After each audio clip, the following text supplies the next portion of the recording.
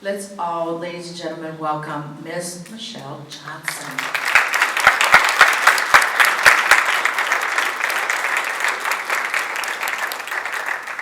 Hello, how are y'all this afternoon? Yeah. I don't know what time it is, whether it's the morning or afternoon. I flew in last night and I had a very delayed flight, so I got in maybe 12 hours ago. And so, so I'm here today. Y'all heard my bio, so that's a little bit about me. I am a survivor. And so I'm going to be sharing a little bit about my story as well as the criminalized aspect of victims. Because a lot of times we think of human trafficking victims as that silent cry, like, okay, I'm here and I'm being held against my will and I don't want to be here, and a lot of times that's not what you see. Victims of human trafficking, they're usually coerced, all these different things. Psychological coercion is real, and a lot of times victims are often seen as promiscuous, pretty much. So when we think about children who are exposed to those situations, it's like they're no longer a child because they've been raped several times. And so we have to look at them where they're at versus you're hot, you're fast, all you want to do is have sex. And so a lot of times that's what we see in Louisiana. Law enforcement may say, oh, they're just doing that, they want attention, blah, blah, blah. Well, no, someone introduced them to that. Somebody dressed them in that provocative wear, clothing. We've had kids who would get in the car and just start taking off what they had on and put on a sweatshirt and sweatpants, and they're finally talking to us. And so I will ask, I will say that this presentation discusses references to abuse, violence, and potentially upsetting content related to victimization. So if at any time, if you feel like, oh, I need to stand up, I need to step out, please do so. I will not be offended, because if I ever get triggered in a presentation, I do that myself, and I just want everyone to have the freedom to do that. I'm also going to ask that you refrain from taking pictures or videos, because there's going to be a lot of my story photos, and so I will let you the first slide and the last slide, y'all are more than welcome to take a picture of that. There are, Lynn has his camera crew, which is totally fine, and I think some people are taking pictures at this table. And so I just ask that so that I'm not re-victimized, because I land places and people are now using my slides. And I'm like, I never gave permission for that. And so I have to put that in there.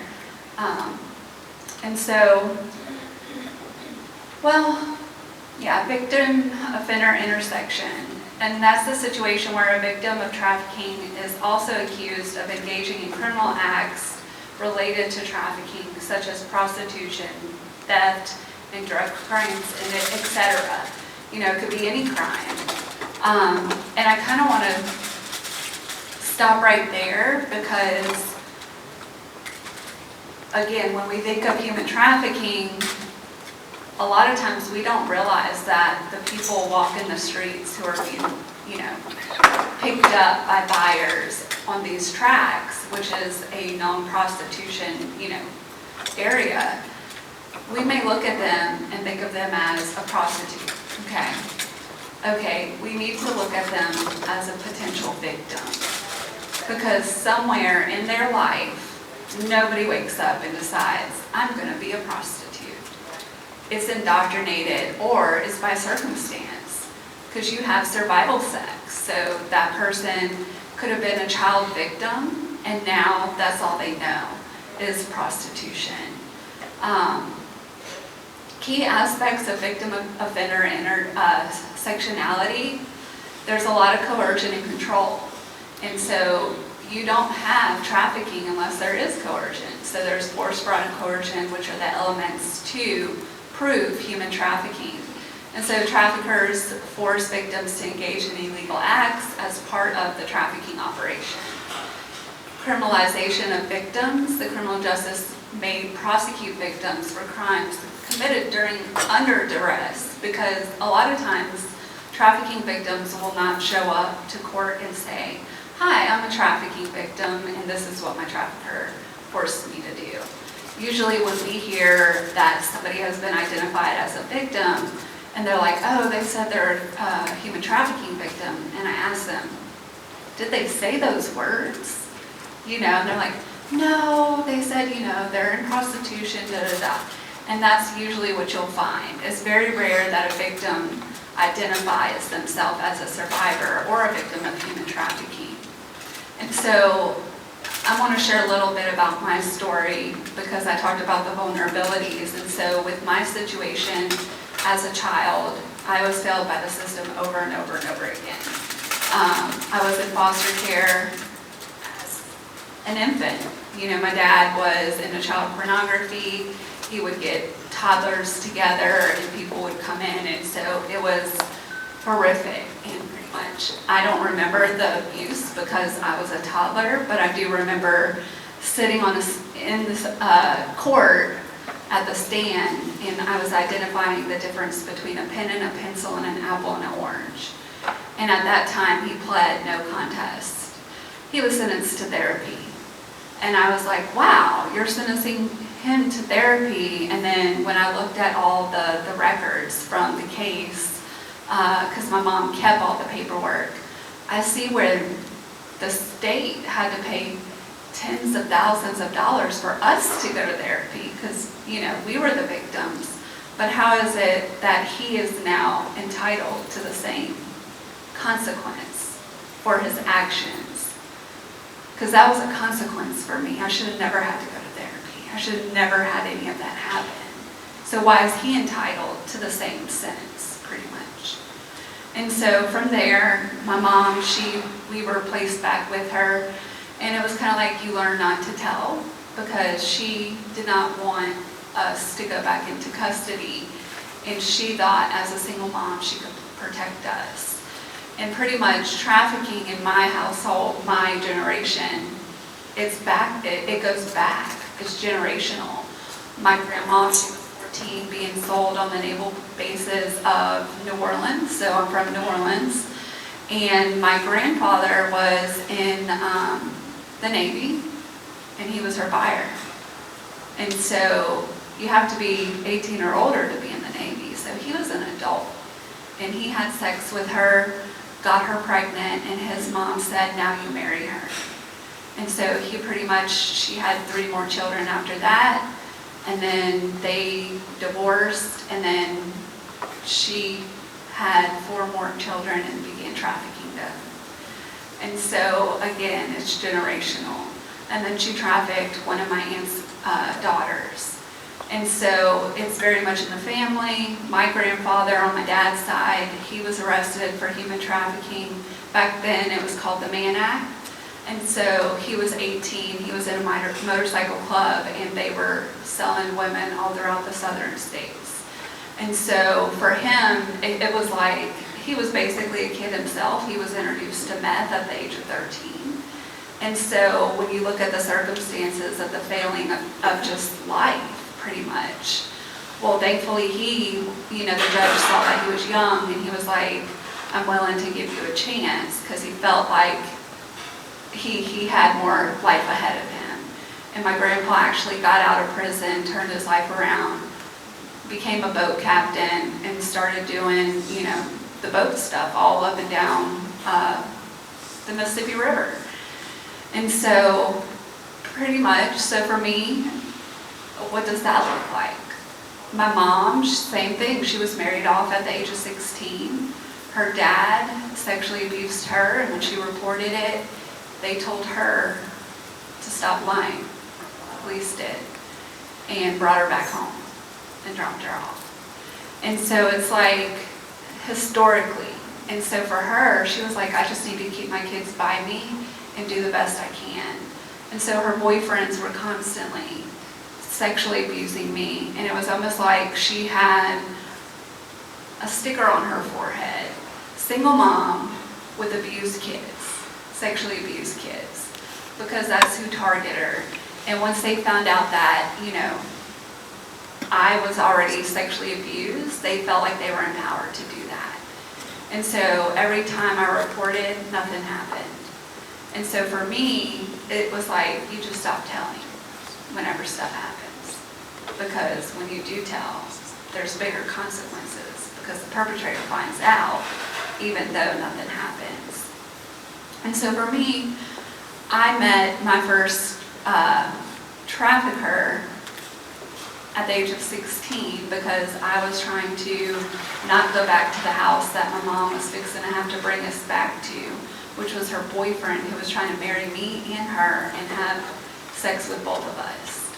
And so at the time, I told her, I don't want to go back there. And so my cousin was in the life, and she, she's an independent prostitute. I don't use the word sex work because prostitution is not work. I am not here today with the intent of being raped, beat, and sold. And that's what they try to classify prostitution as work. And so for me, I knew she was engaging with men pretty much, and so she ended up having one man who worked in New Orleans East building yachts, and he was from Ecuador, so he wasn't from our country. And she told me, everything he had to offer. She basically set me up with him, which is a form of trafficking. And so she knew I was vulnerable, I had a need, and she had a daughter. I was pushing her daughter down the street. He drove past me to drop her off, and on his way out the neighborhood, he pulled over and spoke to me. I really don't remember what was said, but I do know I got in the car. He brought me to his house. He showed me his house, all his cars, and then he showed me what condoms were. And my mom thought that it would be safer for me to go with him than to go back to the boyfriend, because again, she was married off at 16 to escape the abuse happening. And so she didn't realize that he was a buyer. And so for him, he basically had me, my mom wrote notarized custody into his mom's name. Like I said, they were from Ecuador, they were here on green cards. She did not speak English, and she was the one who had all say-so over my medical, school, everything. And so pretty much nobody saw the red flags. I had to recruit friends from school to introduce them to him. I didn't even realize what I was doing. And then he would go to their families' houses and get with them. And their parents allowed it. And so it was like he knew who was vulnerable. And so fast forward, I turned 18. There's this thing called Hurricane Katrina. And I ended up going to back to Baton Rouge. That's where my mom was. And she was no longer with the boyfriend. And so I'm like, wow, okay, maybe it's safe for me to return. And if it's not safe, I'm 18, so I'm old enough to not have to remain in the home. And so I went back. She went to enroll me in school. And when the school, reviewed my records, they were like, you're 18 in the 11th grade. You'll graduate at the age of 19. Another kid deserves your seat.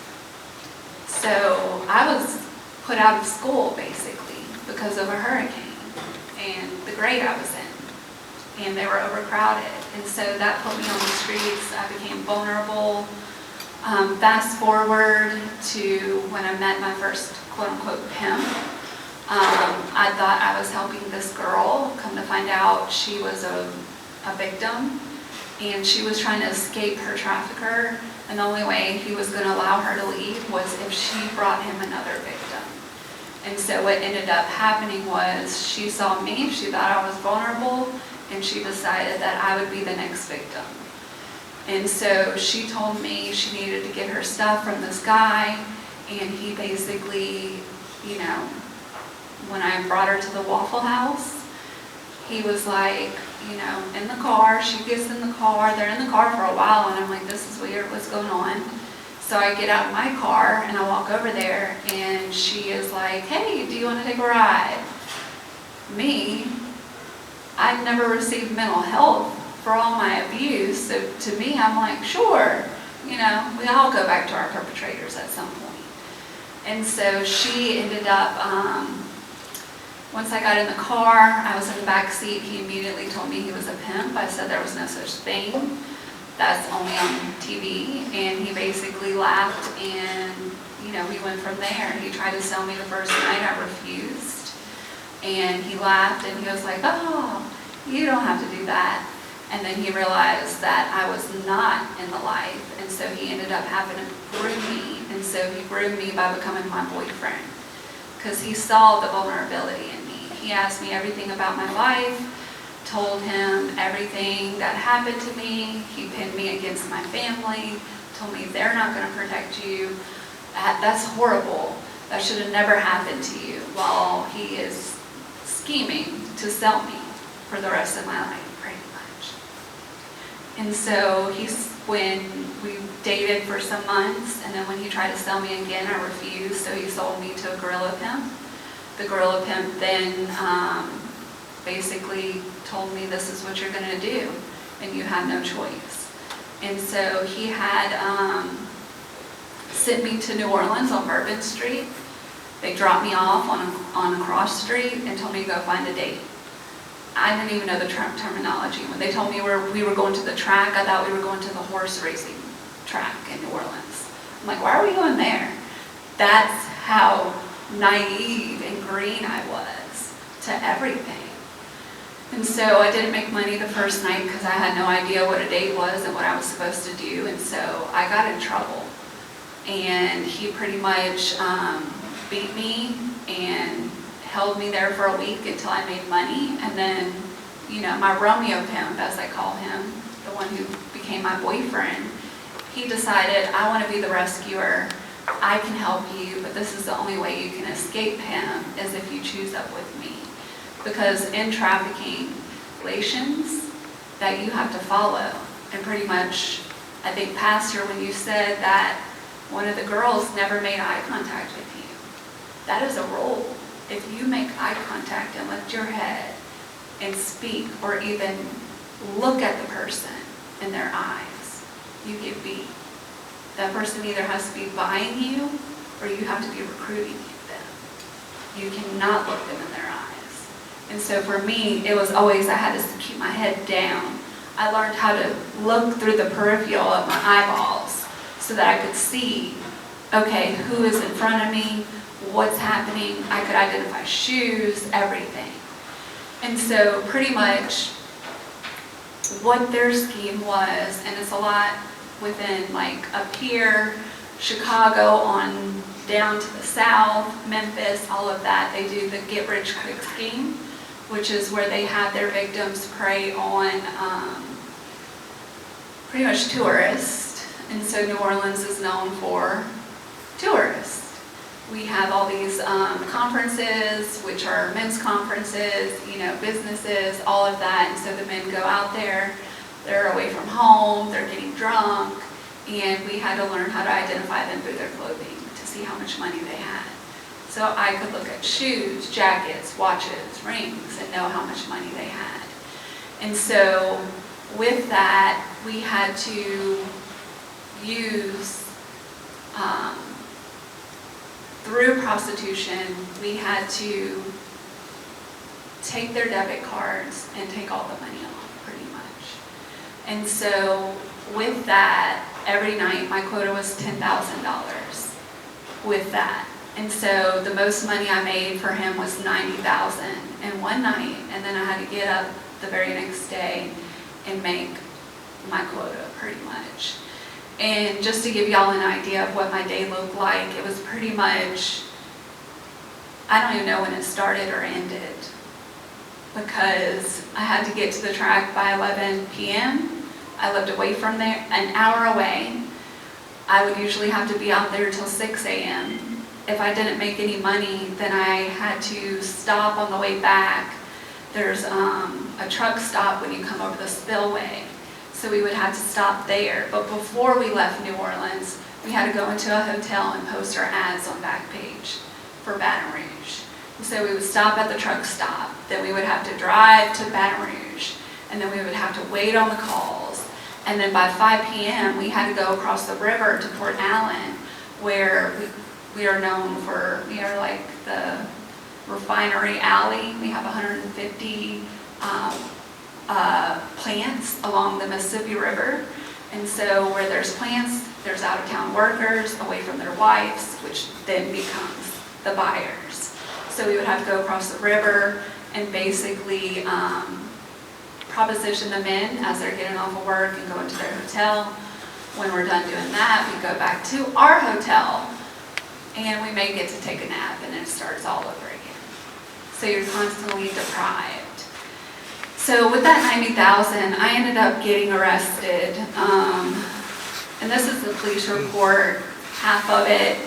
Pretty much, law enforcement asked me who gave me the card, and that's when I told them that a trick gave me the card. So we call the buyers tricks. I don't like to say it anymore as I'm a professional because it's just a horrible word. It's like, okay, they're buyers. That's the real term. And so I never told them about a pimp. They put that in there. I told him he gave me the card, and then I would go inside the store. I would take like money orders, buy the money orders, and then there was a store that just got busted in the French Quarter, Unique's Market or something, because they were doing illegal activity. And I just laughed because I was like, all these years later, y'all finally got them. And so they asked me to, and this is my wife-in-law, the Miss Gaines person, that's my wife-in-law who was trafficked with me. We always went out in pairs, and so because she was my wife-in-law, she became my co-defendant. Because we went into the stores together. I would go in, get the max that I could get, then I'd give her the card, she would go in there. We used to have money order machines in Walmart. I don't know if y'all ever had those, but in Louisiana we did. I shut them down. They had to take them out of there because there was no regulation. There was no ID check, and we were doing it in masses. And so they pretty much showed me a, lineup. And they asked me to identify my wife-in-law and my trafficker. At that time, I asked what would happen. They didn't put that in there, but I asked what would happen if I did that. And I don't remember what they told me, but my next response was, Ms. Johnson became very nervous, shaking, crying, and refused to answer any more questions. Because I was frozen. Because I didn't know what to do, and they weren't asking the right questions. They never told me I was a victim. They told me I was the criminal. And so the first photos where I was arrested for the access device fraud, the middle photo is 2 days later when they did that police report with my interview. I'm still crying in that photo. The next photo is 2 days later because I had to go to another parish. Pretty much we were whole southeast Louisiana, so I had to go to every prison that I went into their parish and went into a store. But with me in the orange, I was stone cold again because my trafficker, I called him, told him about what was happening, and he told me not to say anything. So I didn't speak to that police department. That's Ascension Parish right there. And then this is a continuation of my life. And I want to say each mugshot is a felony. It's not a misdemeanor. And where my hair is growing out, that's where I'm just being rearrested for charges that I did before I ever got arrested. And so the one in the middle where my hair is blonder, I had just got out with the white shirt. They fixed me back up and was ready to sell me again. My hair is done. I'm looking exhausted because I got picked up off the track. So if you look at that photo compared to the others where I'm already in, and then the one in the pink shirt, I'm exhausted again. And then that's when I had to plead guilty, and that was my parole shot. This one right here, I love that it's brighter than all the others.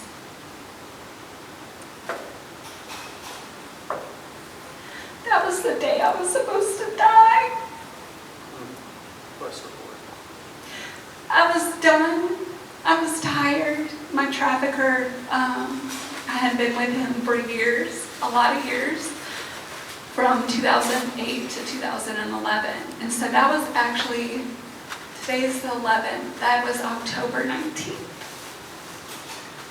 I went out to the track with one of my wife-in-laws and I told her, we're not going to make any money tonight, because tomorrow I'm leaving either in a body bag or on foot. And she just kind of looked at me. I have some in my pocket. I'm trying to hold it back. And so what happened was, we came back from the track that morning. It was about 6 or 7. And he told me to post my ad. And I said, I think I posted the ad. Or no, I didn't post the ad. What I did was I packed my stuff, and he was sitting at the door, and I was carrying my stuff out, and he said, where are you going? I said, I'm leaving. And I was his bottom. And so I told him I was leaving, and he said, not with those things, I own your things. And I said, you can have them. And then he told me, as I tried to walk out again, you cannot leave because I own you. And that's when I fought. And he beat me. And then it was to the point to where, you know, he had to pack up the hotel because it was a big commotion.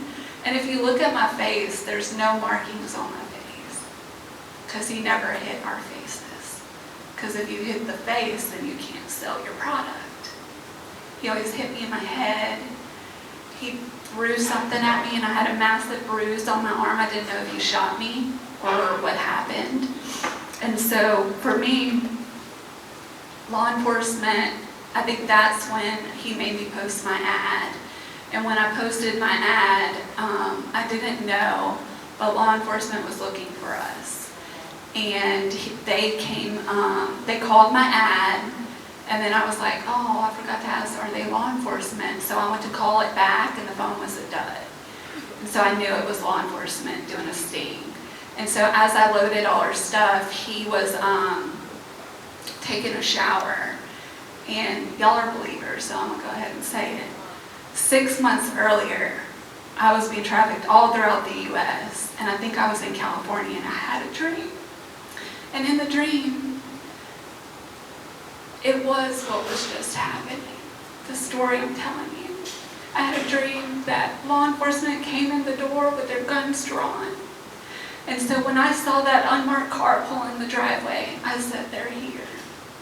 And I went into the room, and I left the room door open so that they could just push it open.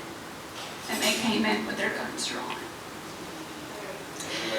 And at first, they were like, we're not here for you, we're here for him and her. And then they learned who I was, because I had just made another $72,000. And I had a new charge, which is why that picture is there. And so again, if you look at the process, each felony charge has 5 mugshots, because that's 5 different parishes that I was having to go to jail in. Well, there came a day that, you know, while I was in jail, and this lit up one, FBI said that they were investigating us, and so they ended up coming in to talk to me. I wouldn't talk to him at first. I was very scared. There was a lot of corruption with law enforcement in my trafficker situation. And so for me, I'm sitting here like, I'm not talking to anyone. So my cousin with state police, I requested that he was there in case my body came up missing, because my trafficker had a homicide detective on his payroll. And those mugshots before that, I was crying and I was hard. That orange suit, he sent in the homicide detective to interview me and make sure I didn't talk. And so I was scared. Well, I ended up talking, I ended up sharing everything, and then I ended up testifying. And so here we're at the governor's mansion celebrating because it was the first case in Louisiana to go to trial. So my advocate is right here. I'm going from left to right. The woman in the yellow dress, Leslie, she was a prosecutor. I'm in the middle. The lady next to me is the FBI agent, and then the man on the end was the lead prosecutor. And then that is my trafficker. He was sentenced to 40 years. He appealed it. He came back. Well, he appealed it. The judge was mad and gave him 45 years.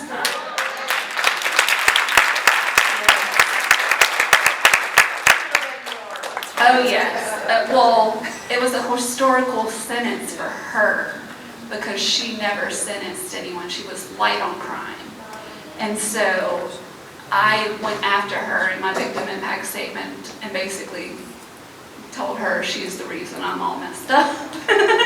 And so, it was crazy because I prayed, the maximum at the time was 10 years for me. I prayed that he got doubled. And somehow the law changed and he did get 20 years for my charge. And so that is combined with 3 offenses of trafficking. So with me, I have a criminal record, and so I'm sitting here like, hey, I'm a victim, but I'm being told that my record would not be expunged till the year of 2095. I was born in '87. I said, what is the point? Straight up. And so everybody wanted me to get a pardon. They kept saying, oh, the governor loves you, da-da-da-da. And so for me, I'm like, shut up, that's not what's going to happen, because what about the others that are behind me? That's the only reason I do this work. Someone the other day asked me, what's your favorite part about what you do? And I said, nothing. I said, I don't like any of this. I shouldn't have to do this. I said, but what I love the most is the impact, because God uses me every single day.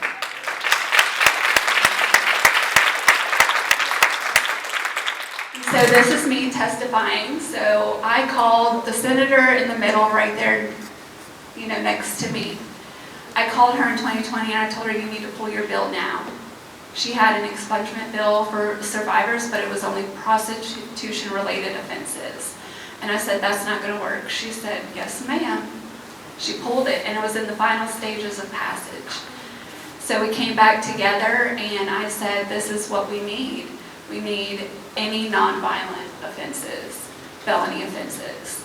And so she pulled that into SB 148. I testified in the Senate.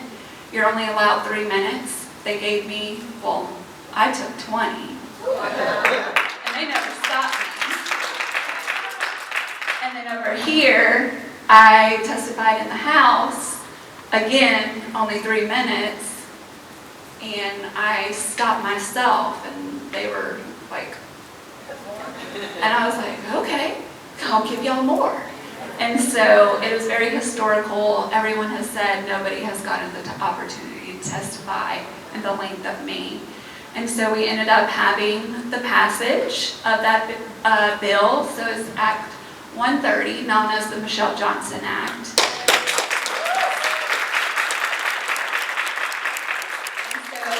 Pretty much it's certification through the DA, so the district attorney does a certification, which is basically your story lined out with the offenses and how it coincides with your trafficking. The eligibility is, again, misdemeanors and nonviolent felony offenses. And then the process, the survivor files expungement with the certification. The state or law enforcement can object and request a hearing. But if no one objects within 60 days, the survivor can file to waive the hearing, which means it's an automatic expungement. And then the filing fees are waived for human trafficking survivors.